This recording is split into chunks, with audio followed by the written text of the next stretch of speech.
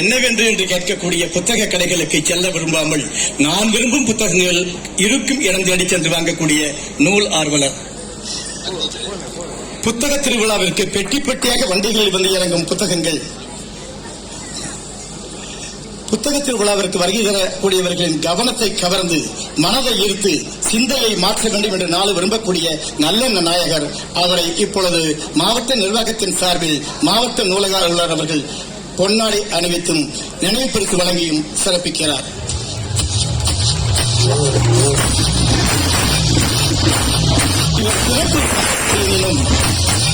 பள்ளி கல்வியையும் கல்லூரி கல்வியையும் நான்மாடு கூடலாம் மதுரையில் பெற்றவர். இவர் கலை சொல்லும் நேர்ச்சி திரையுலகம் அறிவது. இவர் சிறந்த பேச்சாளர், எழுத்தாளர், கதாசிரியர், இயக்குனர், நடிகர் பன்முகை கொண்ட ஆளுமையாளர்.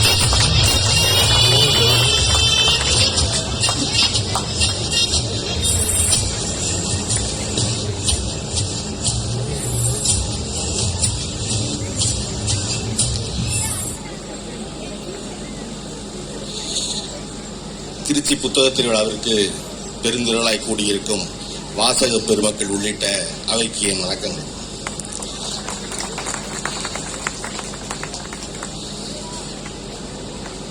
எனக்கு ஐயா என்னை பத்தி தான் பெருமையா சொல்றாரு, கேட்க சந்தோஷமா தான் இருக்கும்.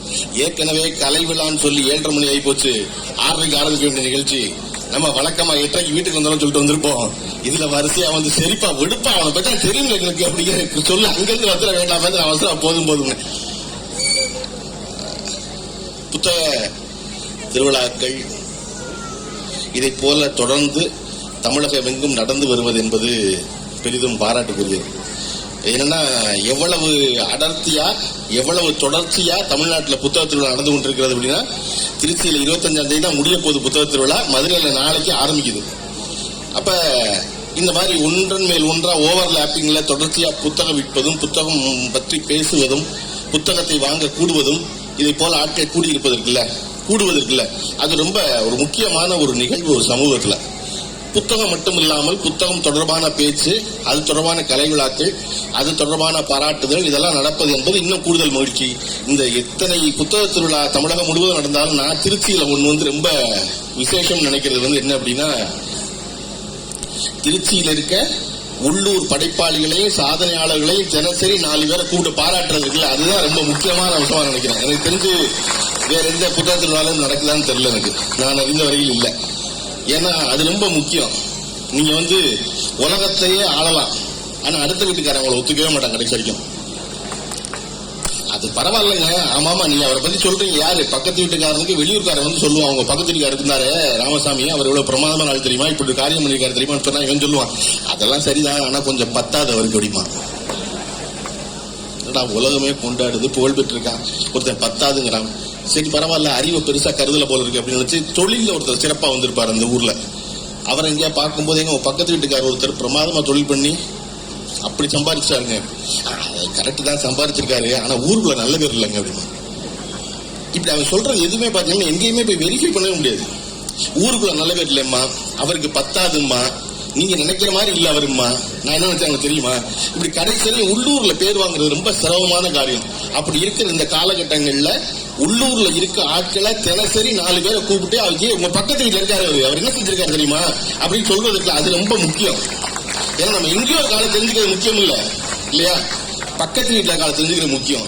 அட இவர் இங்கேயா இருந்தாரா, அட காலையில் வாக்கிங்ல பார்த்தோம்ல அவர் அப்படின்னா நல்லவர்களை போற்ற வேண்டிய ரொம்ப முக்கியமான காலகட்டத்தில் இருக்கும். நம்ம எல்லாமே உலகத்தில் தீமைன்னு சொல்வது முக்கியம் இல்ல, எதுவெல்லாம் கேடுன்னு சொல்வது முக்கியம் இல்ல, எதுவெல்லாம் நன்மைங்கிறது முக்கியமா சொல்லணும்.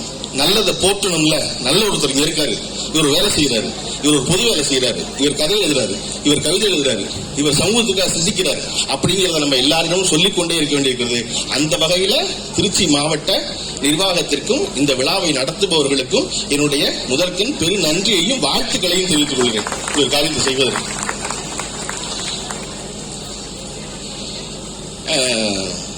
ஒரு புத்தக திருவிழாவுக்கு இவ்வளவு குழந்தைகளோட எல்லாரும் நீங்க வந்திருக்கிறது என்பது பெரிய மகிழ்ச்சி. என்னப்பா இப்ப புத்தகம் படிப்பது என்பது இன்னைக்கு நாட்டில் என்னவாக இருக்கிறது நம்ம யோசிக்கணும்ல. தமிழ்நாட்டில் 8 கோடி பேர் இருக்கும், ரஃபா புள்ளிவர கணக்கா சொல்ல ஒரு 8 கோடி பேர் இருக்கும். 8 கோடி பேர்ல குறைஞ்சபட்சம் 6 கோடி பேர் எழுத படிக்க தெரிஞ்ச ஆட்கள் இல்லையா? இந்த தலைமுறை அதுக்கப்புறம் எல்லாருமே படிக்க தெரிஞ்ச ஆட்கள் தான்.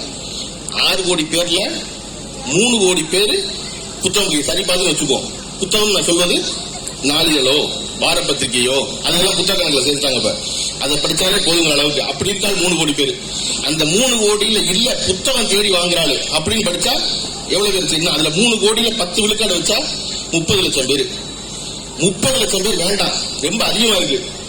அதனால ஒரு 10% 10 விழுக்காடு எடுத்துக்குவோம் அப்படின்னா 3 லட்சம் பேர் இல்லையா? இப்ப 10ல ஒரு விழுக்காடு ஆயிடுச்சு. அந்த ஒரு விழுக்காடுலயும் 10% இருப்போம் எடுத்தா 30,000 பேர். 30,000 பேர் ஒரு புத்தகத்தை வாங்கினா தமிழ்நாட்டில் அந்த எழுத்தாளரை கொண்டாடிடுவாங்க. காரணம், தமிழ்நாட்டின் மிகச்சிறந்த புத்தகம் என்பது 3000 தான் விற்குது. வெறும் 3000 தான் விற்குது. 3000 வித்து அடுத்த பதிப்புக்கு நீங்க வந்துட்டீங்கன்னா உங்களை பதிப்பாளர் கொண்டாடிடுவார். 3000 வித்துருச்சுங்க அப்படின்னு. அப்ப புத்தகம் படிக்கிறது இவ்வளவு அருகி வரும் காலகட்டங்களில் இதை வளர்ப்பதற்கு என்ன வழி அப்படின்னா, முதல்ல புத்தகம் இருக்கிற இடத்த பார்ப்பதற்கு மக்களை வர வைக்கணும். அதனாலதான் இதுக்கு பேர் புத்தக கண்காட்சி. ஏன்னா குறைந்தபட்சம் கண்காட்சி மாதிரி பார்க்கறதுக்காவது என்ன எல்லாம் கூப்பிடுறாங்க. தயவு செஞ்சு வாங்க வந்து பாருங்க, இவ்வளவு புத்தகம் இருக்கு, பார்த்தா தானே தெரியும் இவ்வளவு இருக்கா அப்படின்னு. அதுல நீங்க என்ன புத்தகம் வாங்க போறீங்கன்னு தெரியல. எல்லாரும் ஏதாவது ஒரு புத்தகம் வாங்குவீங்க, கண்டிப்பா ஏதாவது ஒண்ணு வாங்கிருங்க. கேன்டீன்லாம் பிரமாதமா இருக்கு. எல்லா புத்தக கண்காட்சியிலையும் தமிழ்நாடு பூரா பாக்குறது கேன்டீன் ரொம்ப பிரமாதமா இருக்கும். அது ரொம்ப வியாபாரம் பிரமாதமா நடக்கும். ஆனா வந்ததுக்கு ஏதாவது ஒரு புத்தகம் வாங்க, ஒரே ஒரு புத்தகம். அந்த ஒரு புத்தகத்தை வாங்குவதற்கு முன்னாடி எல்லா கடைக்கும் ஒருத்தர் சும்மா போகும், என்னெல்லாம் இருக்குன்னு பாத்துருங்க. இவ்வளவு இருக்கா, இவ்வளவு பேர் எழுதுறாங்களா, எழுதுறவன் இருக்கா பார்த்தீங்களா, அவன் இந்த நாட்டுல ரொம்ப முக்கியம். அவனை ரொம்ப கொண்டாடி வச்சுக்கணும். ஏன்னா எழுதுறவன் யாருக்காக எழுதுறான்? அவனுக்காக எழுதுறானா? அவனுக்காக சிந்திக்கிறானா? இல்லையா? அவனுக்கு தெரியும் 3000 தான் விற்கும்னு. நல்லா வித்தாலே 3000 தான் தெரியும் அவனுக்கு. அதிகபட்சம் வித்தா 10,000 இருப்பது. 8 கோடி பேர் இருக்க தமிழ்நாட்டுல, வெளிநாட்டுல இருக்கலாம் விட்டுறணும். நம்ம தமிழ்நாட்டுக்கு மட்டும் கணக்கு சொல்றேன். அதுல ஒரு 10,000 வித்தா மாபெரும் சாதனையா கருதப்படுற காலத்துல ஒருத்தர்கள் தொடர்ந்து எழுதி கொண்டே இருக்கிறார்கள். அப்ப இவர்கள் எல்லாரும் சமூகத்துக்காக சிந்திக்கிறான். சமூகத்தை அவனுக்கு கருத்து தோணுது, அவனுக்கு ஒரு கதை தோணுது, அவனுக்கு அதை பத்தி உனக்கு பக்கத்து காட்டு சொல்லணும்னு நினைக்கிறான், அதை பதிவா வச்சிருக்கணும்னு நினைக்கிறான். அதற்கு வேலை மெனக்கெட்டு உட்கார்ந்து செய்யறான்.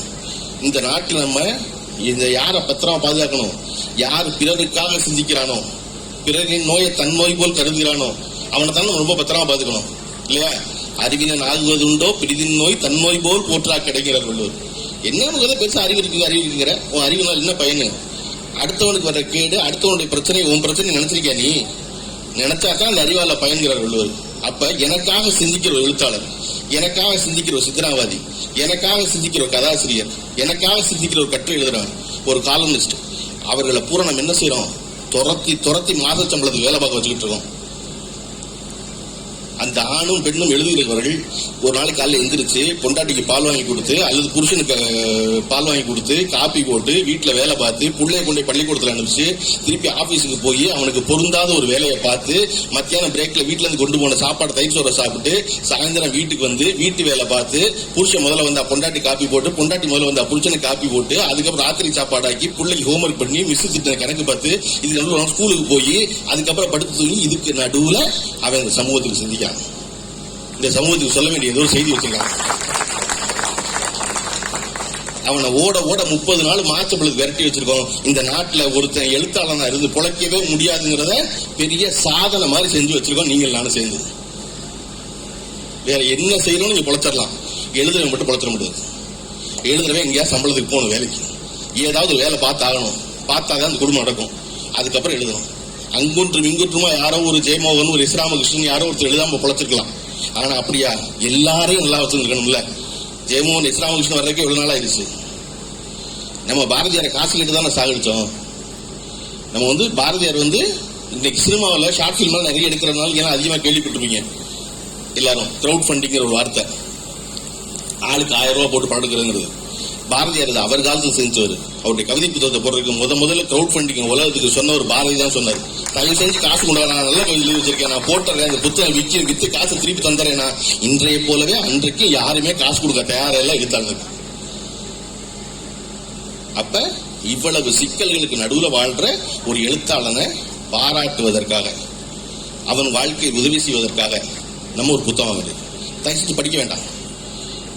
படிக்க சொன்னா புத்தகம் வாங்க மாட்டோம் நம்ம எல்லாரும். இப்ப என்னால படிக்க சொன்னா புத்தகம் வாங்க முடியாது.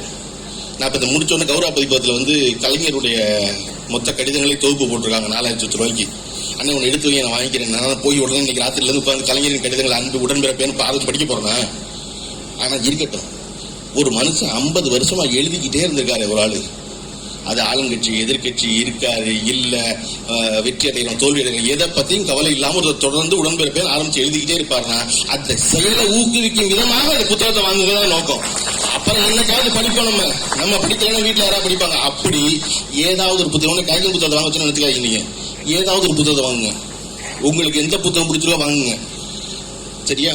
நான் நந்தலால் அவர்கள் என்னுடைய நெருங்கிய நண்பர். நான் அவருடைய பேச்சுக்கு மிகப்பெரிய ரசிகன். நீங்க திருச்சியில எல்லாரும் அவருடைய பேச்சு அதிகமா கேட்டிருப்பீங்க. எப்பொழுதுமே ஒரு எழுத்தாளர் என்பதோ, ஒரு படைப்பாளி என்பதோ, ஒரு இசைக்கலைஞர் என்பதோ ஒரு துணுக்கு போதும் தெரிஞ்சுக்கிறது இல்லையா? நான் எப்பவும் புத்தக கடைக்கு போனேன்னா புத்தக கடைக்குள்ள போய் உள்ள நுழைஞ்ச உடனே புத்தக கடைக்காரரு என்ன புத்தகம் வேணும்னு கேட்டாருன்னா அந்த கடைக்கு உடனே வெளியே வந்துருவேன். ஏன்னா லிஸ்ட் எழுதி கொண்டு போய் வாங்குறதுக்கு அது நம்மளே கிடையாது.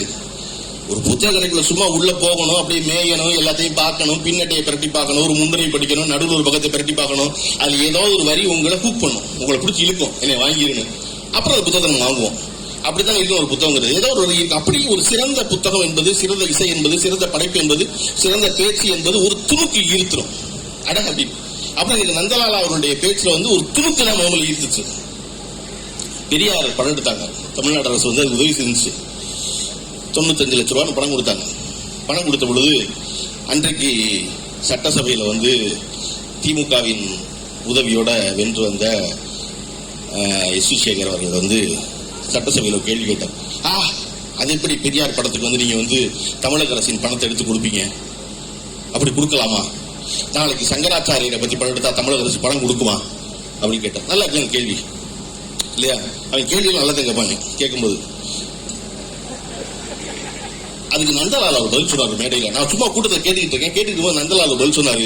இந்த எஸ் வி சேகர் கேட்கிறான், நீ வந்து பெரியாரை பத்தி படம் எடுத்தா 95 ரூபா கொடுக்குறீங்களே அரசாங்க பணத்தை, சங்கராச்சாரியரை பத்தி எடுத்தா குடிப்பீங்களான்னு கேட்கிறான். அப்படி சொல்லி நந்தலால சொல்றாரு. நான் சொல்றேன் இப்ப கொடுக்க மாட்டோம் அப்படின்னு. ஏன் கொடுக்க மாட்டோம்? ஏன் கொடுக்க மாட்டோம்னா படம் எடுத்தா அரசாங்க பணத்தை கொடுக்க முடியாது. நான் அந்த பேச்சை கேட்டு 15 வருஷம் ஆச்சு. அந்த ஒரு துணுக்கு தான் ஒரு பக்கம் ஈர்த்துச்சு. அப்படின்னு பிரமாதமா இருக்குல்ல அப்படின்னு. உங்களை போலவே அன்னைக்கு அந்த கூட்டத்தில் நின்று அத்தனை பேரும் பிரமாதமா கைதட்டி மகிழ்ந்தாங்க. அந்த கூட்டத்தில் எல்லாரும் சங்கராச்சாரிக்கு எதிரானவர்கள் அல்ல. ஐயா சங்கராச்சாரியர் ஓகே தான்ப்பா, துறவி தான்ப்பா, தனியா நடந்தாருப்பா அப்படின்னு தனிப்பட்ட கருத்து இருக்கக்கூடும். ஆனா நந்தலாலா சொன்ன அந்த செய்தி அந்த இடத்துல ரொம்ப சரியான செய்தி. ஆமா இல்ல அப்படின்னு. அதனால மொத்த பேர் கைதட்டுறாங்க. அந்த நந்தலாலா ஒரு புத்தகம் இருக்காரு, ஊரு வரலாறு. எனக்கு திருச்சியை பத்தி ஒரு புத்தகம் படிச்சு கொடுத்ததே கிடையாது. மொத்தத்தில் உங்களுக்கு எல்லாம் திருச்சியா இருக்குன்னு சொல்றேன். உங்களுக்கு திருச்சி எல்லாம் நல்லா முழுமையா தெரியும் நம்புவீங்க இல்ல? திருச்சியை பத்தி உங்களுக்கு தெரியாது, எனக்கு தெரியாம இருக்கலாம். நான் மதுரையில் பிறந்தவன், பொழைக்க சென்னைக்கு போனவன், எனக்கு திருச்சியை பத்தி தெரியாம இருக்கலாம் வச்சுக்கலாம், தாமதமா தெரிஞ்சுக்கலாம். அன்னைக்கு திருச்சியில இருக்காள், உங்களுக்கு தெரியுமா அப்படின்னா நான் யோசிச்சு பார்த்தேன். திருச்சியில இருக்க நந்தாலாலா திருச்சியை பத்தி ஒரு புத்தகம் எழுதுறாரு. இதை திருச்சிக்காரங்க எவ்வளவு பேர் படிச்சிருப்பாங்க அப்படின்னு யோசனை வந்துச்சு. எனக்கு என்ன நம்பிக்கை வந்துச்சுன்னா யாருமே படிச்சிருக்க மாட்டாங்க. ஏன்னா மதுரை பத்தி வரலாறு நான் படிக்கல, திருச்சி வரலாம் மட்டும் திருச்சிக்காரர் படிச்சிருப்பாரு. அந்த புத்தகம் அவ்வளவு சுவாரஸ்யமான புத்தகம். நந்தலாலாவின் அந்த பேச்சு ஒரு துணுக்கு தான் அந்த புத்தகத்தை எங்கிட்ட ஈர்த்துச்சு.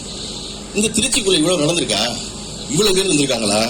நமக்கு திரும்ப திரும்ப தெரிஞ்சதெல்லாம் மலைக்கோட்டை, ஸ்ரீரங்கம், கல்லணை, சமயபுரம் மாரியம்மன் கோயில், இதுக்கப்புறம் வேற ஒண்ணுமில்ல. அதுவும் தெரிஞ்சா எனக்கு பீச் நாயுடு கடையில் அல்வா தான். வேற ஒன்றும் திருச்சியை பத்தி உங்களுக்கு தெரியலன்னா ஒவ்வொரு பக்கமும் அவ்வளவு சுவாரஸ்யமாக இருப்பதற்குல. அப்ப இந்த உள்ளூரை தெரிஞ்சுக்கிறது ரொம்ப முக்கியமா இருக்கு. நம்ம அதெல்லாம் அதுதான் நான் சொன்னேன், உள்ளூர்காரர்களை கூப்பிட்டு பாராட்டு ரொம்ப முக்கியமான விஷயம் சொல்லிருக்கு இல்லையா? அப்ப தெரிஞ்சு கொள்வதை இங்கிருந்து நம்ம தொடங்க வேண்டியிருக்கு. நம்ம இருக்க பக்கத்துல என்ன நடந்துச்சு தெரிஞ்சுக்க வேண்டியது இருக்கு. இந்த ஊர்ல என்ன நடந்துச்சு தெரிஞ்சு இருக்கு. அதுல ரொம்ப பிரமாதமான ஒரு ரீல் இருப்பாரு. என்ன அப்படின்னா, எந்த சாதி சண்டைகளும் மத சண்டைகளும் இல்லாமல் வாழும் திருச்சியின் வரலாறு இது அப்படின்னு.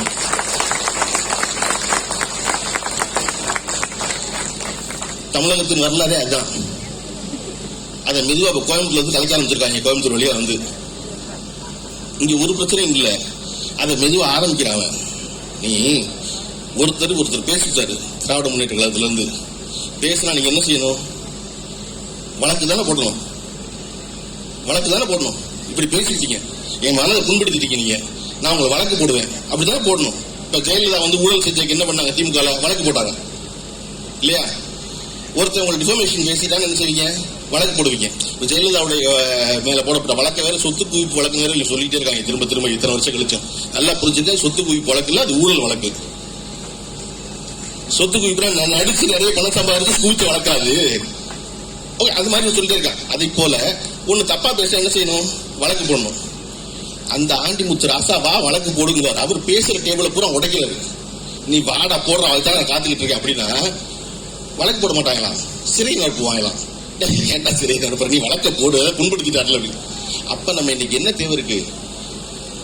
ஆராசா பேசிய மனிதர் கொஞ்சம் விக்குது. திரிலோகம் சீதாராம் மொழிபெயர்த்தது. அவர் தான் முதல் மொழிபெயர்த்த. நான் 97 வாங்கின புத்தகத்தை நான் சொன்ன படிக்க வேண்டாம் வாங்குங்கன்னு. அப்படி என்னுடைய கல்லூரி காலத்துல என்னடா சும்மா அந்த மனுதர்மங்கிறாயிலேன்னு ஒன்று வாங்கி வச்சா அதுக்கப்புறம் அண்ணன் திருமாவளவன் அவர்கள் பேசிய பிறகும் ராசா அவர்கள் பேசிய பிறகும் வீட்டில் லைப்ரரி தேட மனுதர்மம் நம்ம பக்கத்தில் இருக்கு. இந்த இடத்துல எடுத்து பார்த்தா ஆராசா இத்தினூண்டு பேசியிருக்காரு. நான் சொல்றது மொத்த புத்தகத்தில் இத்தினூண்டு பேசியிருக்காரு. இத்தினூண்டு பேசுறதுக்கே கொந்தளிக்கிறாங்க இவங்க பூரா. நீ ஒண்ணு என்ன சொல்லணும்? அப்படிலாம் ஒண்ணு இல்லவே இல்லை, நீங்க சொல்லணும் இல்ல. அதை விட்டு இப்ப எங்க இருக்காதுங்கிறான். இப்ப இருக்கா மனுதர்மம் அப்படிங்கிறான். நம்ம கேட்க நல்லா இருக்கு. ஆமா இல்ல, இப்ப எல்லாம் மனுதர்மம் இல்ல. திருச்சியில வந்து நம்ம வந்து ஒரே பஸ்ல தான் எல்லாரும் போறோம், ஒன்னா தான் இறங்குறோம், ஒன்னா தான் சாப்பிடுறோம், ஒன்னா தான் சினிமா கோட்டையில் உட்காந்துருக்கோம். இப்ப மனுதர்மம் இல்ல அப்படின்னு நினைச்சுக்கிறோம். மனுதர்மம் இருக்கா? இருக்கு.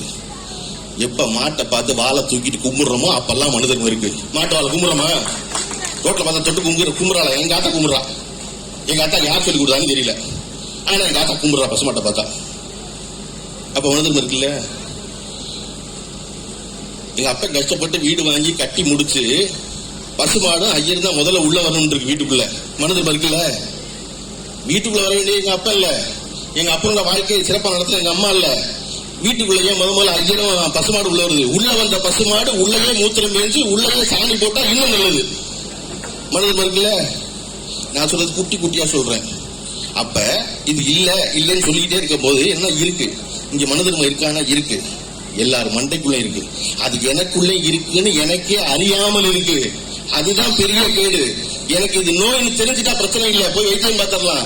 எனக்கு இருப்பது நோய் என்று அறியாமல் இருப்பது எவ்வளவு பெரிய நோய். அவ்வளவு நாள் ஏத்திருக்கான் உள்ள. அப்ப இங்க ஒன்னொன்னா சொல்ல வேண்டியிருக்கு, இதை படிக்க வேண்டியிருக்கு. அந்த மனிதர் கொஞ்சம் விக்குது. வாங்கி சும்மா என் கூட ஜெரால்டு ஃப்ரெண்ட் இருந்தான். அவன் என்ன பண்ணுவான்? நான் ஜெரால்டுலாம் ஒன்ன தங்கியிருந்தான் அறையில. காலையில் எந்திரிச்சோன்னா கண்ணை திறக்க மாட்டான். கண்ணை மூடிக்கிட்டே போய் நேர ஷெல்ஃபில் புத்தகம் அடிக்கிருக்கோம். நாங்கள் அசிஸ்டன்ட் இருந்தோம். சும்மா ஒரு 50-60 புத்தகம் தான் இருந்துச்சு அப்ப எங்கிட்ட. அந்த புத்தகத்துல ஒரே ஒரு புத்தகம் மட்டும், மற்ற எல்லாம் இப்படி அடிக்கிருக்கும், ஒன்னு மட்டும் இப்படி மேலாப்பில் இருக்கும். ஏன்னா அவன் எந்திரிச்ச கண்ணு மூடினபடி போய் எடுக்கிறதுக்கு, ஜெரால்டு எடுக்கிறதுக்கு அவன் என்ன செய்வான்? கண்ணு மூட்டை போய் எடுக்கிற பைபிள். அது அந்த பைபிளை எடுத்த உடனே கண்ணை மூடிக்கிட்டே ஒரு பக்கத்தை திறப்பான். திறந்து ஒரு வாசகம் படிப்பான். வாசகம் படிக்கும் போது நான் உங்களை எப்பொழுதும் கைவிடுவதிலேயே படிச்சா அன்னைக்கு நாள் ரொம்ப சிறப்பா இருக்கும் ஜெரால்டு நம்புவான். அன்னைக்கு வேற ஒரு வாசகம் வந்தா கொஞ்சம் அப்செட் ஆகும். அப்படி அன்றைய நாளை வந்து ராசி பலன் மாதிரி அவன் பைபிள்ல தேடி கண்டுபிடிச்சவன். இது எதுக்கு சொல்றேன்னா, அந்த மாதிரி நீங்க ஒரு மனுதர்மத்தை வாங்கி கண்ணை மூடிக்கிட்டு ஏதாவது ஒரு அத்தியாயத்தை படிச்சு பார்த்திருக்கேன். படிச்சு பார்த்தா தெரிஞ்சா ஆராசா எவ்வளவு இத்தினூண்டு சொல்லியிருக்காரு உங்களுக்குன்னு. அப்ப அதை பிரிச்சு படிக்கணும்ல, நம்ம தெரியணும்ல, ஞானம் இருக்கு. நம்ம வெறுமனை வந்து செய்தியவே கேட்டுக்கிட்டே இருக்கோம். இது இல்லங்கிறாங்க, அது ஆமாங்கிறாங்க, என்னன்னு ஒரு தடவை வாங்கி படிச்சு பார்த்துருவோமே. நான் சொல்றது மொத்த புத்தகம் படிக்க வேண்டாம், சும்மா ஒரே ஒரு பக்கத்தை பிரிச்சு படிச்சுவோம். படிச்சு பார்த்தா தெரிஞ்சிடும்ல. அப்ப படிச்சு பார்த்தா அப்புறம் முடிவு பண்ணிக்குவோம், இது வச்சுக்கோ அவனு. என்ன இந்த நாட்டுல ஒரு கவர்னர் சனாதன தர்மம் தான் சிறந்ததுன்னு சொல்றாரு. அந்த கவர்னர் அந்த ஊரை விட்டு துரத்தாம நம்ம வச்சிருக்கோம்னா நம்ம எல்லாம் எவ்வளவு நல்லவங்க. திருச்சிக்காரங்க நல்லவங்க இல்ல, மொத்த தமிழ்நாடு நல்லவங்க. நந்தனால சொல்லணும், மொத்த தமிழ்நாடு நல்லவங்க. ஒரு கவர்னர் இந்திய அரசியல் சட்டத்தை சாத்து, அவர் வந்து ரகசிய வாக்கு பிரமாணம் பண்ணவரு, நான் எந்த மதத்தை சார்ந்திருக்க மாட்டேன்னு சொன்னவரு, சொல்லி பதவியில் வந்து இருக்கிறவரு உட்கார்ந்துகிட்டு சனாதன தர்மம் தான் சிறந்ததுன்னு சொன்னா இங்க மனு தர்மம் இருக்கா இல்லையா? அப்ப இருக்குல்ல. இப்ப இவங்க எல்லாம் என்னன்னா, நானும் அந்த பாயும் ஒன்னா இருந்துடக்கூடாது, அந்த பாயும் டேவிடும் ஒன்னா இருந்துடக்கூடாது, டேவிடும் பள்ளியும் கூட ஒன்னா இருந்துடக்கூடாது, எல்லாம் வேற வேற ஆக்கிடணும். ஆக்கிட்டா நல்லா இருக்கும். எப்படி வடக்கில் எல்லாத்தையும் ஒழிச்சோமோ அவங்க அப்புறம் தெருவில் அலைய விட்டோமோ அப்படி இங்கேயும் அலைய விட்டா போதுங்கிற நினைக்கிறது. ஆனா அப்படி நடக்கவே முடியாது. இங்கேயான உதாரணம் தான் இந்த புத்தக திருவிழாவுக்கு இவ்வளவு பேர் பிள்ளைகளை கூட்டி கூட்டமா வர்றது.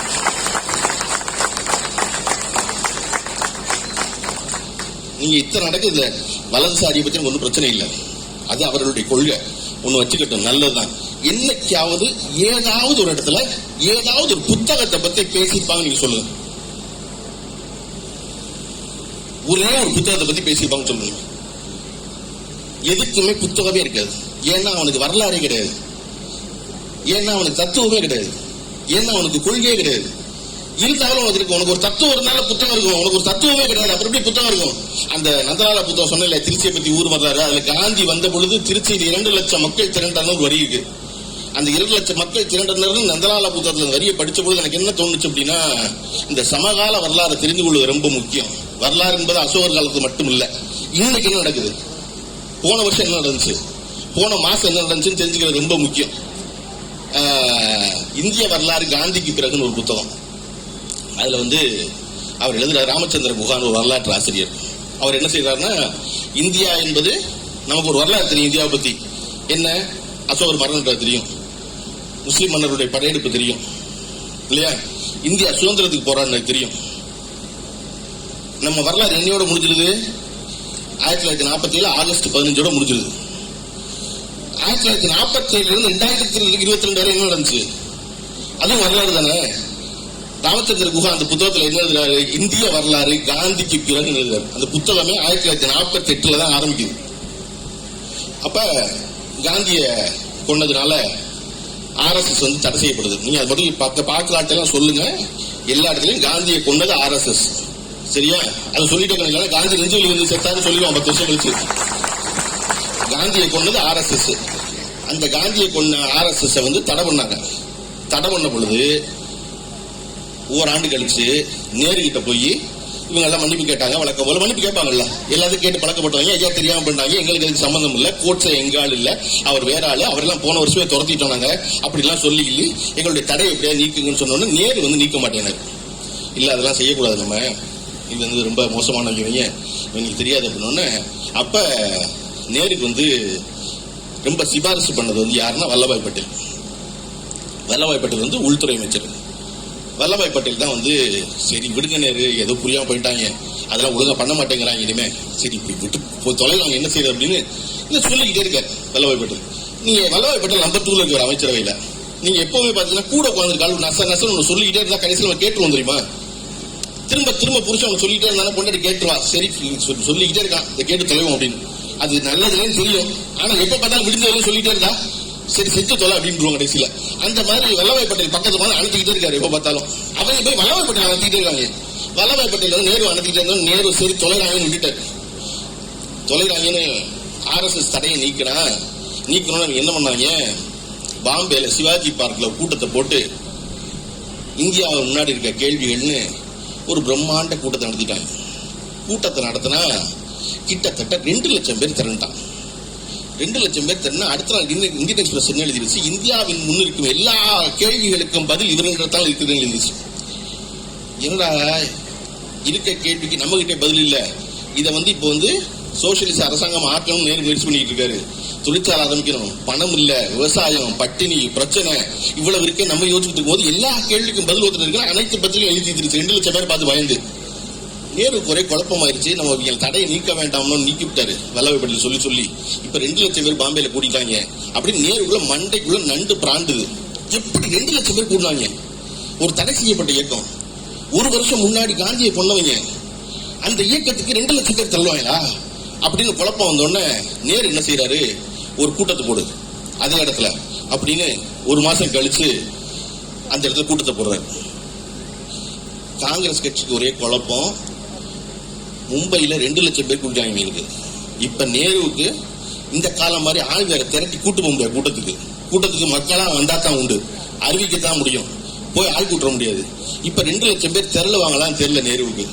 நேருவுக்குமே மனசுக்குள்ள நின்றுருக்க கூடும். ஆனா நேருவுக்கு என்னன்னா, அவன் பயில்வான்னு சொல்லிட்டான், நம்ம பதில கோதாவில் இறங்கினா தான் இப்ப தெரியும் யாரு பயில்வான்னு. இறங்குறதுன்னு முடிவு பண்ணிட்டார் நேரு. சம்பந்தப்பட்ட அத குறிக்கப்பட்ட நாள் இருந்துச்சு. நேரு மும்பைக்கு போறாரு. மும்பைக்கு போனா காலையில 11 மணில இருந்து கடை அடைக்க ஆரம்பிச்சு சாயந்தரம் 5 மணி கூட்டத்துக்கு நேரு பேச வேண்டிய திடல்ல கூடியிருந்த கூட்டம் 9 லட்சம் பேர் கூடி நின்னா. நேருவுக்கு அப்பதான் நம்பிக்கை வந்துச்சு, ஓ இங்க இன்னமும் மதம் சார்ந்து ஒரு விஷயத்தை இந்த தேசத்துல பண்ணிட முடியாது, இது மத பாகுபாடுற தேசம் தான். நேருவுக்கு மீண்டும் ரீஅஃபர்மேஷன் கொடுத்த இடம் வந்து எதுன்னா மும்பையில் நடந்த சிவாஜி பார்க் நடந்த கூட்டம் தான். இது ராமச்சந்திர குஹாவுடைய இந்திய வரலாறு காந்திக்கு பிறகு புத்தகத்தில் இருக்கு. இது வரலாறு. நீங்க திருப்பி பிஜேபி கூட்டம் கேட்ட பழக்கத்துல ஏதோ கதை சொல்றேன்னு நினைச்ச கூடாது. இது வரலாறு, எழுதிருக்கு, நடந்திருக்கு, நடந்ததுக்கு ஆதாரம் இருக்கு. சரியா? அப்ப இப்ப ஒண்ணு முடிச்சு போட்டு பார்க்கணும். நீங்க இந்த வல்லபாய் பட்டேலுக்கு ஏன் அவ்வளவு பெரிய வெங்கல செலை வைக்கிறாங்க இன்னைக்கு பாரதிய ஜனதா கட்சியிலன்னு உங்களுக்கு நீங்க யோசிச்சீங்கன்னா இந்த முடிச்செல்லாம் டாட்ஸ் எல்லாம் ஒண்ணு சேர்ந்துடும். காங்கிரஸ் கட்சியில இருந்த பாரதிய ஜனதா கட்சி அல்லாத RSSல இல்லாத வல்லபாய் பட்டேல் இந்தியாவின் இரும்பு மனிதர்னு சொல்லி அவ்வளவு பெரிய வெங்கல செலை வச்ச காரணம் என்னன்னா அது நன்றி கடன். நேருவுக்கு பக்கத்துல உட்கார்ந்து அனத்தி நம்ம மேல தடையை நீக்க சொன்னாருங்க, நன்றி கடனுக்கு தான் இந்த சிலை. அப்ப இந்த சிலை ஏன் வந்துச்சுன்னு தெரியணும்னா நேருவுக்கும் வல்லபாய் பட்டேல் இந்த உரையாடல் தெரிஞ்சுக்க வேண்டியிருக்கு. நேருவுக்கும் வல்லபாய் பட்டேல் இந்த உரையாடல் தெரிஞ்சுக்கிறதுக்கு ராமச்சந்திர குஹாவோட காந்தியின் வரலாறு படிக்க வேண்டியிருக்கு. காந்தியின் வரலாறு தெரிய போகும் பொழுதுதான் இது எங்க வந்து சரின்னு தெரியுது. அப்ப நந்தலாலாவுடைய ஒரு புத்தகத்துல திருச்சியில காந்திக்கு 2 லட்சம் பேர் கூட்டினாங்கன்னு ஒண்ணு படிக்கும் பொழுது அது தொட்டு என்னவெல்லாம் நடந்திருக்கிறது இந்த வரலாறுல ஒரு சிந்தனை வருதுல தொடர்ச்சியா. இதெல்லாம் ஞாபகம் வருது இல்ல? ஞாபகம் நான் மட்டும் வச்சுக்காம அது திருச்சியில இன்னைக்கு ஒரு 2000 பேர் கூட்டிருக்காங்க, அந்த 2000 பேருக்கு சொல்லிட்டு போறோம்னு நினைக்கிறேன்ல, அதுதான் ரொம்ப முக்கியம் படிப்புல. படிப்பு என்பது படிக்கிறவனுக்கு உதவி செய்யறக்கா இல்ல, படிக்கிறவனுக்கு உதவி செய்யறதுக்கு இன்னொரு படிச்ச உதவி செய்யறான். படிப்புக்கும் அறிவுக்கும் என்ன வேறுபாடு? நான் படிச்சு எனக்குள்ள தள்ளினா அது படிப்பு, உள்ள போனதை மறுபடியும் வெளியே தள்ளினா அது அறிவு. உள்ளே வச்சிருந்தா அது வெறும் படிப்பு, அது என்ன பயன்? அப்ப ராமச்சந்திர குஹா ஒருத்தருக்கு சொல்லி ராமச்சந்திர குஹா அறிந்து கொள்வதன் மூலமாக போய் அவர் தெரிஞ்சுட்டு அவர் ஒருவேளை அடுத்த கூட்டத்தில் சொல்லலாம், இல்ல பழனியப்பன் நீங்க இப்படி சொன்னீங்க, ராமச்சந்திர குஹா அந்த எண்ணத்துல எழுதல, வல்லபாய் பட்டேல் பண்ணதான் ரொம்ப சரி, ஏன்னா அன்னைக்கு செய்யலாம் என்ன தெரியுமா நடந்திருக்கும்னு ஒரு பார்வை இருக்குல்ல, இருக்கக்கூடும்ல, சொல்லலாம். ஒரு பிஜேபிக்காரரு கண்டிப்பா சொல்லலாம்ல, என்ன நீங்க அப்படி சொல்றீங்க, இப்படி செய்திருக்கீங்க அப்படின்னு. ஆனா அப்படி சொல்ற ஒரு அறிவாளி பிஜேபிக்காரன் சந்திக்கவே முடியாது வாழ்க்கையில. அவன் படிக்க போறதே இல்லை, அவனுக்கு தெரியவே தெரியாது. அதனால எனக்கு கவலைப்பட்டு பழகப்படாது. நான் எதுக்கு சொல்றேன்னா, இப்படி எப்பொழுதுமே நீங்க எந்த அரசியல் சார்ந்திருந்தீங்கனாலும் அவர்கள் உங்களுக்கு ஒரு தத்துவம் சொல்லுவாங்க. அப்படி சொல்ல முடியாத நிலை வரும்போது அதை ஒதுக்க வேண்டிய கட்டாயத்தில் நம்ம ஏன் வள்ளுவர் இன்னைக்கு வரைக்கும் கொண்டாடிட்டே இருக்கோம் இல்லையா? ஏன் வள்ளுவரை கொண்டாடிட்டே இருக்கோம்? அதனாலதான் அவன் வள்ளுவரை தூக்க பாக்குறான். அவனுக்கு என்ன தெரியும் வள்ளுவர் மேல கரிசனம்? நீ சமஸ்கிருதத்தை வழக்க வந்தவன், உனக்கு என்ன வள்ளுவர் மேல கரிசனம் திடீர்னு? அவனுக்கு எதை தொட்டா இங்க சரியா வரும்னு தெரியாம இருக்கு. நீங்க யோசிச்சு பாருங்க, நம்மளை கண்டு அவன் எவ்வளவு குழப்பமா இருப்பான். தமிழ்நாட்டை கண்டுனா இந்தியா பூரா ராமரை தூக்குனவன் தமிழ்நாட்டுல மட்டும் வேலை தூக்கி முருகனை தூக்கினா பாருங்க.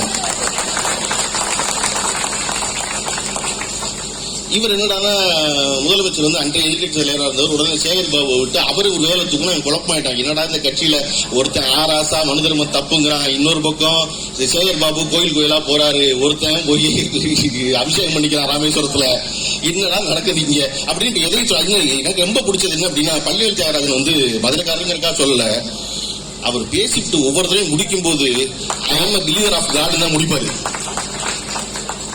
அது ரொம்ப நல்ல ஸ்ட்ராட்டஜி. என்ன அப்படின்னா, நீ சாமி கூடாதுன்னு சொல்லிடவே முடியாது, I am believer of God. ஆனா நான் யாரும் நம்ப மாட்டேன் தெரியுமா, நான் தான் கடவுள்னு சொல்றவங்க நம்பவே மாட்டேன் பாரு அவரு. நீங்க எப்பவுமே பெரியார் ஒண்ணு சொல்லுவாரு, ரொம்ப பிடிச்ச பெரியார்ட்ட,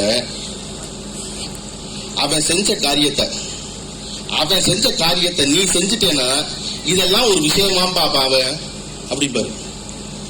எப்படின்னா, சர்ச் பார்க் கான்வென்ட்ல 8ஆவதோ 9ஆவதோ படிச்ச ஜெயலலிதாவை மெத்த படிச்சாலும் சொல்லிக்கிட்டே இருந்தான். அத்தனை பத்திரிகையும் அத்தனை பேரும் அவங்க சர்ச் பார்க் கான்வென்ட்ல படிச்சவங்க அப்படின்னு. பதிலுக்கு நம்மால் பள்ளிவேல் தியாகராஜன் உள்ள இருக்கு இந்தியா மீடியா பூரா பேசுறோம்னு சொல்றான், இங்கிலீஷ்ல பேசுறதுலாம் ஒரு விஷயமா, அதெல்லாம் முக்கியம் இல்ல அப்படின்னா. என்னடா நீங்க ரொம்ப நாளா ஜெயலலிதா இங்கிலீஷ்ல பேசுறதா முக்கியம் சொல்லிட்டு இருந்தீங்க, இப்ப நீங்க பள்ளிவேல் தியாகராஜன் பேச ஆரம்பிச்சா அதெல்லாம் முக்கியம் இல்லைட்டீங்க. இதை பெரியார் சொன்னார் 50 வருஷத்துக்கு முன்னாடி. அவன் செய்யற காரியத்தை நம்ம செய்ய ஆரம்பிச்சுட்டா இதெல்லாம் ஒரு விஷயமாம்பா அவன் அப்படின்னு சொன்னால. ஜெயலலிதா 2 PhD சர்ச் பார்க் 8ஆவது தானே, அதை நீ படித்து சொல்லிட்டு இல்ல. பதிலுக்கு தன் பெயரோட நீளமா பட்டம் வச்சிருக்க பள்ளிவேல் தியாகராஜன் வந்து கரண்ட் தாப்பர் வரைக்கும் அந்த போர்டு போட்டோன்னே இன்னொன்னு பள்ளிவேல் தியாகராஜன் வேற நல்ல இங்கிலீஷ் பேசுறாரு. ஏன்னா நான் பிஏ இங்கிலீஷ் எம்ஏ இங்கிலீஷ் படித்தேன். நான் எப்பொழுதுமே தமிழ்ல பேசும்போது முழுமையா தமிழ்லையும் இங்கிலீஷ்ல பேசுவோம் முழுமையா இங்கிலீஷ்ல பேசணும்னு நினைப்பேன். பல பேர் இங்கிலீஷ் கலந்து பேசும்போது சிரிச்சிட்டு சும்மா இருப்பேன். ஏன்னா எனக்கு நல்ல இங்கிலீஷ் தெரியும். கரண் தாப்பட்ட பள்ளியில் தரல அவ்வளவு சிறப்பான இங்கிலீஷ் பேசுறாரு. அப்ப பேசுனத சொன்ன பெரியார் அவன் சிந்திக்க வேண்டியது. இந்த ஒரு ஆள் கிழமை 60 வருஷத்துக்கு முன்னாடி சொல்லிட்டு போயிருக்காரு அப்படின்னு நான் திரும்ப சொல்றேன். இந்த பெரியாரை பத்தி நம்ம கருத வேண்டிய முக்கியமான திருச்சிங்கிறதுனால வலியுறுத்தி சொல்றேன். அதை என்ன நான் கருத வேண்டிய முக்கியமான விஷயம், பெரியார் என்பது சாமி கும்பிடாதுன்னு சொல்லவே இல்லை. இவன் திருப்பி 2 விஷயம் நான் சொல்லிட்டே இருப்பான். பெரியார் சாமி கும்பிடாது சொன்னார், பெரியார் சாமி கும்பிடாது சொன்னார் அப்படின்னு. தமிழ்நாட்டில் ஈடுபடாது காரணம் சாமி கும்பிட்டுக்கிட்டே இருக்கான், கும்பிட்டுக்கிட்டே தான் பெரியார் விட்டு கொடுக்க மாட்டேங்கிறான்னு வச்சுக்கோங்க. பெரியார் சொன்னது முக்கியமான நோக்கம் என்ன? ஏய், எல்லா கேடையும் தோண்டி தோண்டி தோண்டி தோண்டி பார்த்தா கடைசியில வந்து சாமியில முடிந்தது. அப்ப நீ ஆணி வேற அசைக்க வேண்டாமா, அது செய்யாதனாரு. நீ சாமி கும்பிட்டு எந்த வேறுபாடும் பார்க்கலான்னு உனக்கு தப்பு சொல்ல அவரு. சாமி கும்பிட்டு பெண்ணுக்கு சம உரிமை கொடுத்தேன்னா எந்த தப்பு சொல்லல அவரு. சாமி கும்பிட்டுட்டு சமூகத்தில் முக்கியமான ஆளா நடந்துகிட்டேன்னா அவர் எந்த தப்பு சொல்லல. இதுவெல்லாம் செய்யாம இருக்கும்போது தப்பு சொன்னார். இன்னொன்னு, நம்ம பெரியாரை ஏன் வச்சு தூக்கி கொண்டாடணும்னு வச்சுக்கோங்க. நாம் வாழ்வில் எல்லாருக்கும் எல்லாத்துலயும் ஏதாவது ஒரு நேரம் ஒரு சலிப்பு ஏற்படும். கொண்டாட்டி வீட்டுல சமைச்சுக்கிட்டே இருக்காங்க. நீங்க ஒரு நாள் ஹோட்டலுக்கு சாப்பிட போலாம், ஹோட்டலுக்கு போலாம், நீங்க ஹோட்டல்ல வாங்கிக்கலாம்னு சொல்லுங்க. கணவன் உடனே சரின்றோம், ஹோட்டல்ல வாங்கிடுவோம். ஆனா மனைவி ஹோட்டலுக்கு போய் சாப்பிடுவோம்பா. ஹோட்டல் சாப்பாடு தானே. புருஷன் வாங்கிக்கலாம், வீட்டுல உட்காந்துக்கலாம். ஞாயிற்றுக்கிழமை ஒரு நாள் தான் இருக்கும். இங்கே கிட்ட வீட்டுல பேசாம உட்காந்து இருந்தா ஆர்டர் பண்ணா ஸ்விக்கில வரப்போகுது. வீட்டுல வச்சு சாப்பிட்டு பேசாம இல்லாமா, வீட்டுக்கு வர வச்சிடலாமாமா. ஆனா பொண்டாட்டிக்கு இல்ல, போய் சாப்பிடுவோங்கப்பா. ஏன்னா அவளுக்கு தெரியும், இங்க உட்கார்ந்துக்கிட்டு வந்ததுக்கு அப்புறம் தட்டை எடு, லோட்டா எடு, ஸ்பூனை எடு, தண்ணி எடு கொண்டு வச்சு அதை பூரா பிரிச்சு சாப்பிட்ட இலையை எடுக்காம அப்படியே போட்டு மல்லாந்து ஞாயிற்றுக்கிழமை ஒரு நாள் தான் படுக்க முடியும், அப்படியே மல்லாக்க படுக்க போறான். மறுபடியும் எழுந்திரிச்சு தட்டு கழுவி, லோட்டா கழுவி, ஸ்பூன் கழுவி, தரையை தொலைச்சு எல்லாம் பண்றதுக்கு நம்ம சமைக்க செஞ்சிடலாம். ஒரு சலிப்பு வந்துருது இல்ல. என்னடா வருஷம் பூரா மாசம் பூரா சமைக்கிறோம், ஒரு நாள் அன்னைக்கு ஹோட்டல்ல போய் சாப்பிட்டுருமே. ஒரு ஆபீஸ்ல ஒருத்தர் வேலை செய்யறாங்க, நல்ல சம்பளம் தர்றாங்க, நல்லா பாத்துக்கிறாரு மேலதிகாரி. கூட வேலை செய்யறவங்க ரொம்ப இணக்கமான ஆள் இருக்காங்க. ஆனாலும் ஒரு கணம் ஏதாவது ஒரு நாள் ஒரு 12 மணி போல தப்பு பேனா தூக்கி போடுவோம். என்னப்பா தேனா வந்து இதே லெட்ஜர், இதே கணக்கு, இதே கூட்டல், இதே 15 பிரச்சனை அப்படின்னு ஒன்று இருக்கும். ஆசிரியர் தொழில் ரொம்ப நேர்த்தியா ரசிச்சு பண்ற ஒரு ஆசிரியர், எவ்வளவு ரசிச்சு பண்ற ஆளா இருந்தாலும் ஒரு புரியவே புரியாத தொடர்ச்சியா ஃபெயில் ஆகிற பயில பார்க்கும்போது என்னதான்டா செஞ்சு தொலைனா உனக்கு மட்டும் எப்படி விளங்காம போகணும் சலிப்பு வந்துடும். ஏன்னா 39 நடந்தது, ஒருத்தர் விளங்காதார் அப்படின்னு. இப்படி நாம் விரும்பி செய்கிற, நாம் ரசிக்கிற, நம்ம விரும்பி ஏற்றுக்கொண்ட, நாம் பலனடைகிற காரியத்துல கூட நமக்கு ஒரு சலிப்பு ஏற்படும். ஆனா ஒரு கிழவன் 93 வயசு வரையில் எந்த பலனும் அடையாம மூத்திரவாளியை கையில தூக்கிக்கிட்டு பேசிக்கிட்டே இருந்து சொல்லிக்கிட்டே இருக்கிறதுல ஒரு நாள் செயல்படுத்ததில்லை. நீங்க கருத்தெல்லாம் நீங்க ஒத்துக்கலாம் வேற இருந்து போகுது. ஒருத்தர் எப்படி அப்படி இருப்பான்? பலன் அடைகிறாரா? அதிகாரத்துக்கு வரப்போறாரா? தேர்தலில் நிக்கிறாரா? ஒண்ணுமே கிடையாது. ஆனா அதை செஞ்சுக்கிட்டே இருந்தான் ஒரு கிழவன். அப்படி ஒரு டிசைன் இனிமேலாம் செய்ய போறதே கிடையாது. அந்த மாடல்லாம் செய்ய முடிஞ்சு போச்சது. அதை பார்க்கும் பொழுதுதான் அவனுக்கு என்ன தோணுதுன்னா, இந்தியா முழுமைக்கும் எப்படி இப்படி ஒரு ஆள் இருக்க முடியும்? எங்க சொன்னாலும் கிடைக்க மாட்டேங்கிறான். அந்த ஆளை தந்தைங்கிறாங்க தமிழ்நாடே. நீ தானே எவ்வளவு சொல்லுவ இல்லையா? தானே யாரு வேணாலும் சொல்ல. நீங்க தந்தைன்னு ஒருத்தர் சொல்றதுன்னா எவ்வளவு பெரிய மரியாதை தமிழ்நாடு வச்சிருந்தா தந்தை பெரியாரு. எனக்கு பயாலஜிக்கல் ஃபாதர் வேற ஒருத்தர் இருக்கான், எனக்கு தெரியாது. ஆனா அவர் யாரு? அவர் தத்துவ தந்தை. இந்த ஊருக்குள்ள யாரு வரணும் வரக்கூடாதுன்னு சொல்லி கொடுத்துட்டு போன தந்தை. அதனாலதான் அவர் தந்தை பெரியார்னா. இவனுக்கு என்னன்னா, அதை வச்சுக்கிட்டு எப்படி இந்த தமிழரின் மனங்களுக்குள் புகுவதுன்னு தெரியாம தான் குழப்பிக்கிட்டே இருக்கான். எதுக்கு இதை சொல்ல வந்தேன்னா, தமிழின் நிறம் ஒரு தலைப்பு சொன்னாங்கல்ல, தமிழின் நிறம் கருப்பு. ஏன்னா இந்தியாவே கொண்டாடுச்சுல்ல, எப்ப தெரியுமா? தமிழ் தாய கருப்புல வரைஞ்சோன்னதான். தமிழ் தாய் தலையை விரிச்சு போட்டு தமிழ்ல கருப்புல வரைஞ்சோன்னதான் இந்தியாவே கொண்டாடுச்சு. சேவரை மண்டது போட்டது. அதை பார்த்துதான் மலையாளத்துல வந்து மாவலியை வந்து கருப்புல வரைஞ்சிட்டாங்க. அவன் எங்க அரசன்? அவன் ரொம்ப நாளா நீங்க சிவப்பா இருந்திருக்கீங்க, அது திராவிட கருப்பால இருக்கணும் அப்படின்னு. அப்ப நீங்க ஓரிடத்தில் ஓர் செயல் செய்ய தொடங்கினா அந்த செயல் சரியானதாக இருந்தா அது தொட்டு தொடருங்கிறது தான் மாவலியில வந்து மலையாளத்துல வந்து அவரை கருப்புல வந்ததுக்கான காரணம். இங்க கருப்பு நமக்கு விருப்பம் கிடையாது. ஆனா கருப்பு தான் நம்மளை காப்பாற்றுற நேரம் நமக்கு தெரியும். இதுவரை காப்பாற்றுற நேரம் கருப்பு தான். இங்க எவர் நேரமும் எதுவாகவும் இருக்கலாம், காப்பாற்று நேரம் கருப்பு தாங்கிறத நம்ம ஞாபகத்தில் வச்சுக்கிட்டே இருக்க வேண்டியது.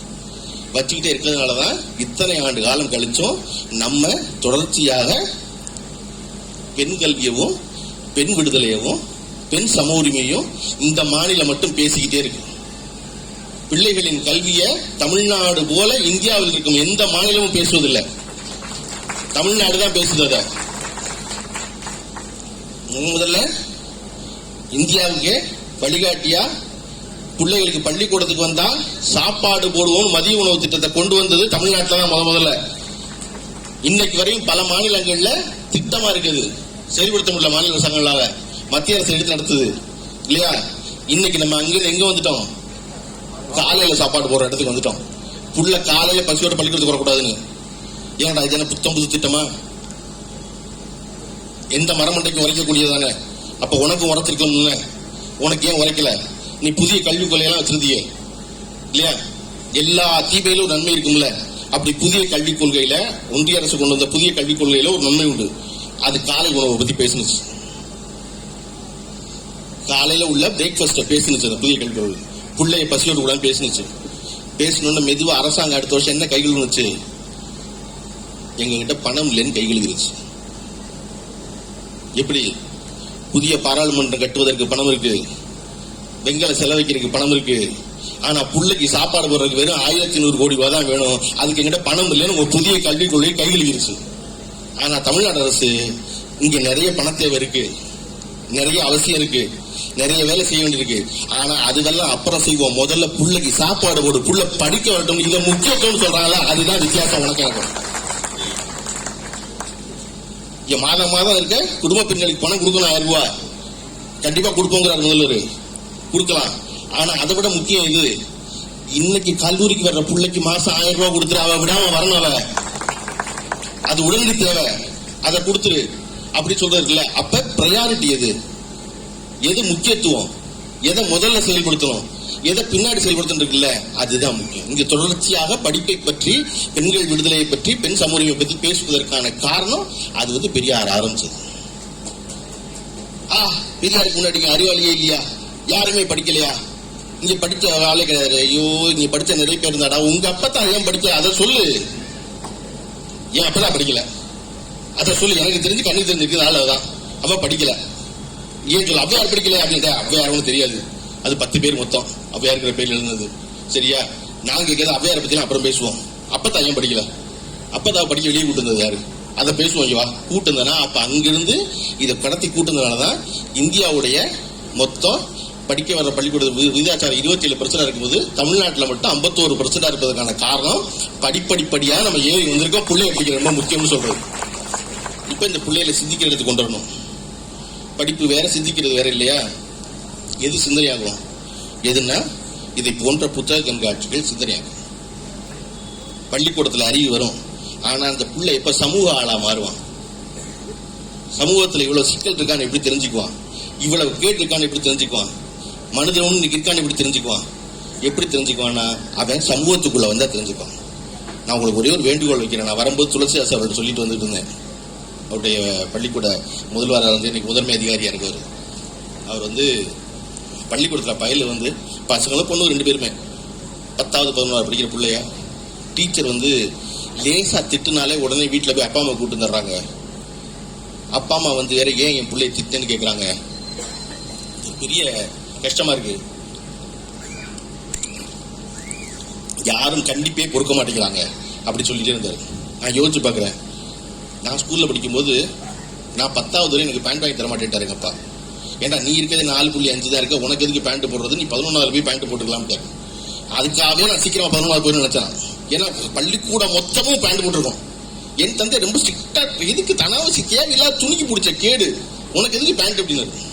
எங்க பிடி சார் என்ன செய்வாருன்னா, இந்த விசில் ஊதுறக்கா பின்னாடி முடிச்சா போட்டு ஒரு கயிறு இருக்கும், இந்த நீளத்து கயிறு தூக்கும், சும்மா ஒரு கையில சுத்திக்கிட்டே இருப்பாரு.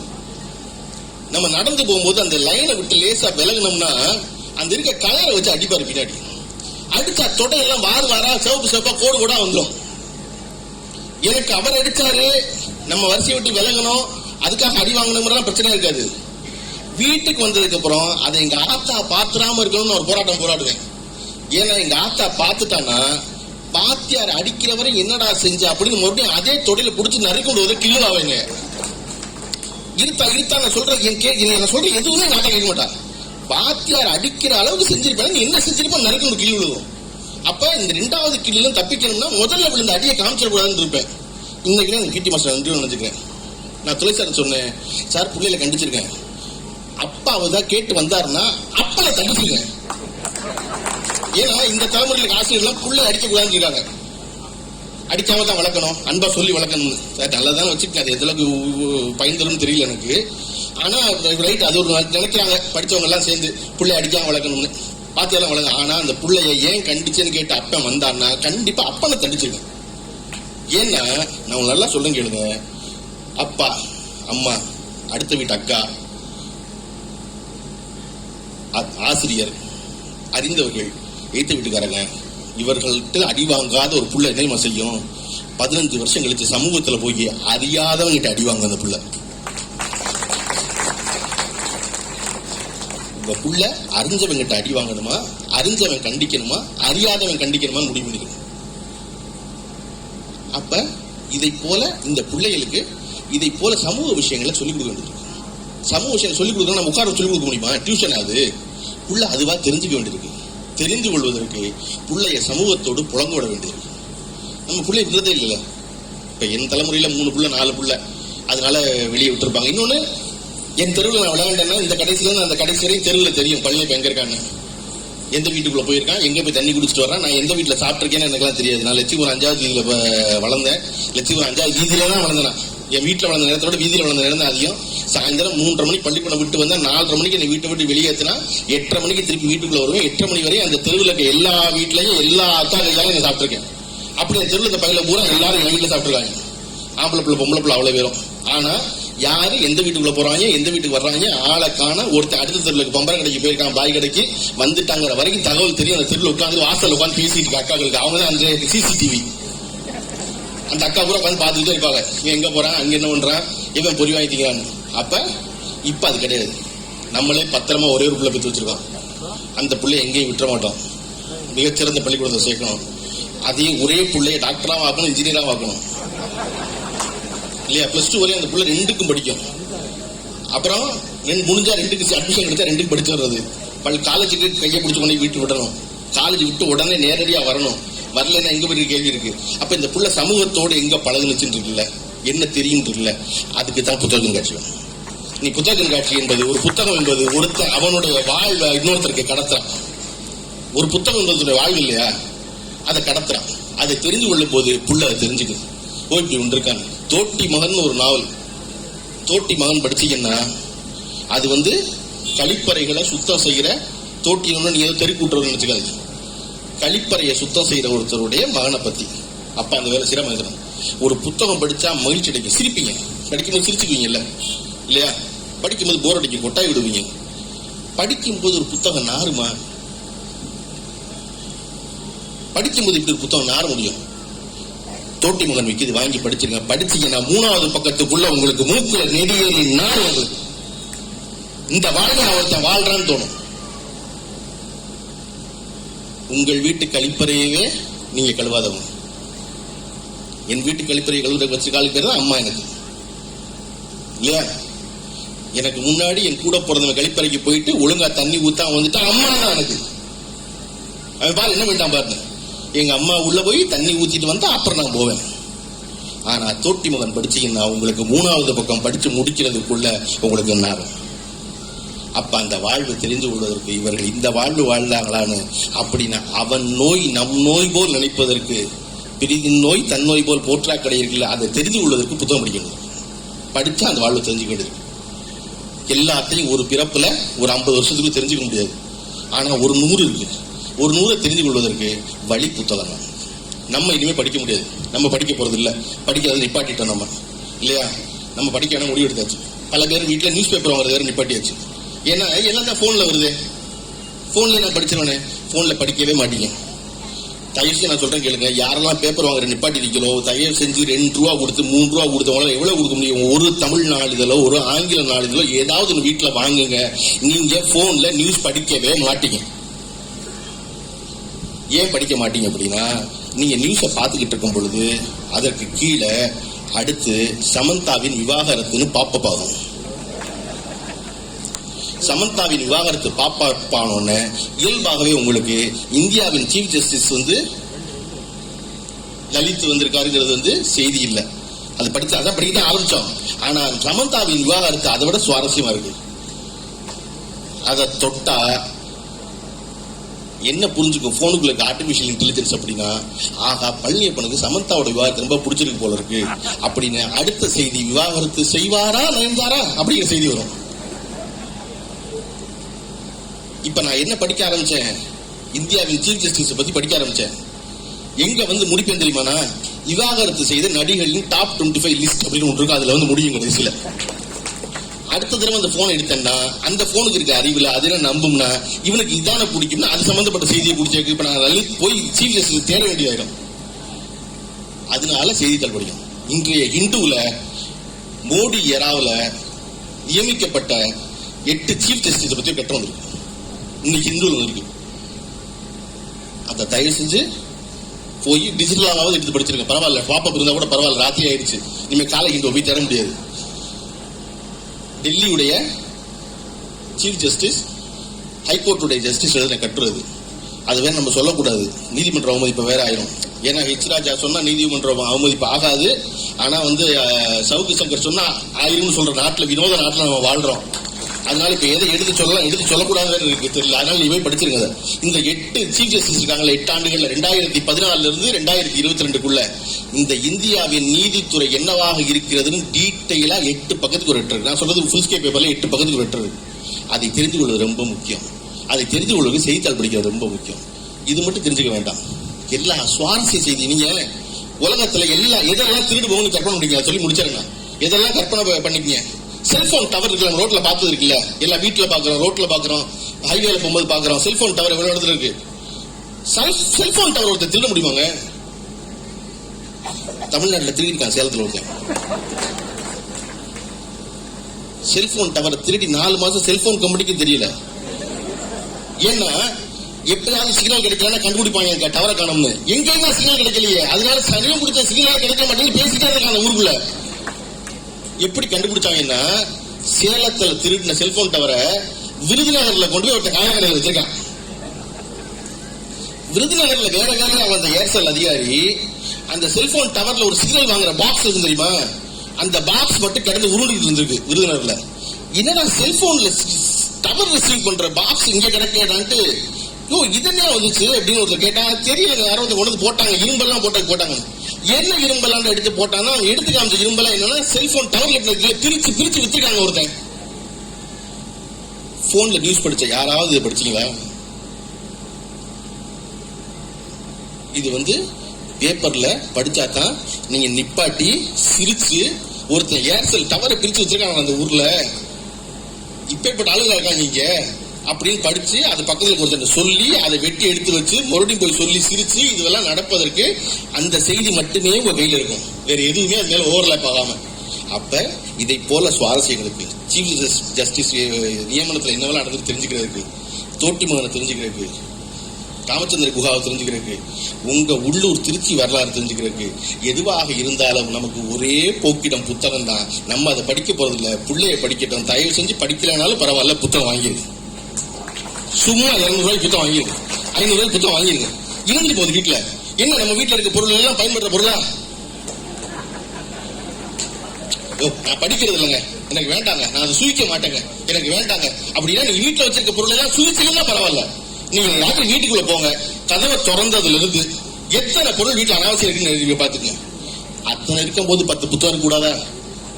தயவு செஞ்சு 10 புத்தகம் இருந்துட்டு போகுது. யாராவது எடுத்து படிப்பான், என்னைக்காவது இதை படிக்க கூடும். எனக்கு பாலவேந்திரா அவர்கிட்ட சொன்னதுல ரொம்ப பிடிச்சது, பாலவேந்திரா புத்தகம் கிடைக்க வருவாரு, கூட உதவியாளர்கள் வருவாங்க. அவர் இப்படியே கடையில் 10 புத்தகம் இருப்பாரு. எடுத்தோன்னு கூட இருக்க அசிஸ்டன்ட் சொல்லுவான், சார் இதுல மட்டும் இருக்கு சார் அப்படிமா. நம்மகிட்ட இருக்கு சார் சொன்னோன்னு பாலுமந்திரா வாங்கி பார்த்துட்டு அப்படியா அப்படி பாரு, ஆமா சார் இருக்கு சார் அப்படிமா, நம்ம மேல் செல்ஃப் இருக்கு சார், 3 புத்தகம் வச்சிருக்கேன் சார், இருக்குதுடா நம்ம ஆபீஸ்ல ஏதோ 2 இருக்கு, 2 புத்தகம் கேட்டுட்டேன், ஒன்னு நீ படி ஒன்னு நான் படிக்கிறேன் பாரு. எனக்கு அவரை ரொம்ப பிடிச்சிருந்தது. எத்தனை 2 வாங்கி வச்சிருக்கோம் நம்ம புத்தகம், 2 வாங்க வேண்டாம் 1 வாங்குவோம். அந்த வாங்குற புத்தகம் தான் அடுத்த தலைமுறைய இந்த நாட்டில் இருக்க மோசமானவர்கள்ட்ட இருந்து, மதத்தால் நம்ம பிரிக்க நினைக்கிறவங்கிட்ட இருந்து, இந்த நாடை எப்படியாவது பெரியாரின் மண்ணாக இல்லாமல் தன் மண்ணாக மாற்றியுள்ள கனவு என்றவங்கிட்ட இருந்து உங்களை காப்பாற்றணும்னா புத்தகம் படிங்க. நன்றி, வணக்கம்.